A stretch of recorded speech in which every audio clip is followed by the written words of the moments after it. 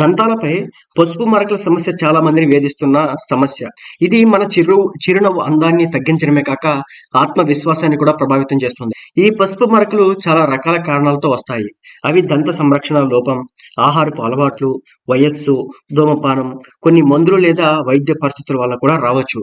అయితే ఈ సమస్యను కొన్ని సులభమైన మార్గాల ద్వారా పరిష్కరించవచ్చు. అవేంటి ఇప్పుడు చూద్దాం. దంతాలపై పసుపు మరకలకు గల కారణాలు. రోజు బ్రష్ చేయకపోవడం వల్ల పసుపు మరకలు వస్తాయి.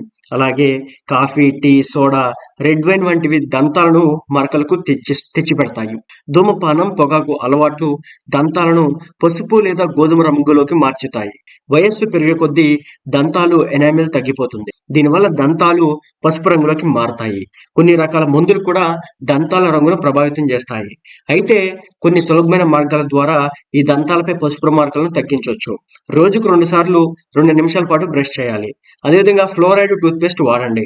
నాలుకను శుభ్రం చేయడం ద్వారా ఈ సులభమైన పద్ధతుల ద్వారా ఈ పసుపు మరకలను తొలగించుకోవచ్చు. అయితే ఇక ఆహారపు అలవాట్లలో కొన్ని మార్పులు చేయాలి.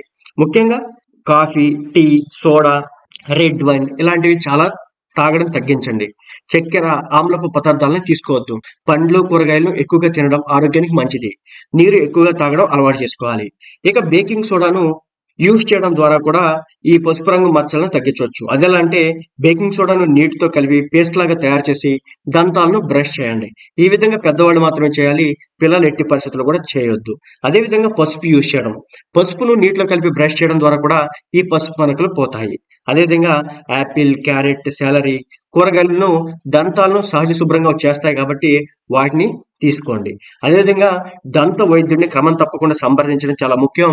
దంత వైద్యుడు దంతాలపై ఉన్నటువంటి గారెను, మరకలను సమర్థవంతంగా తొలగిస్తారు.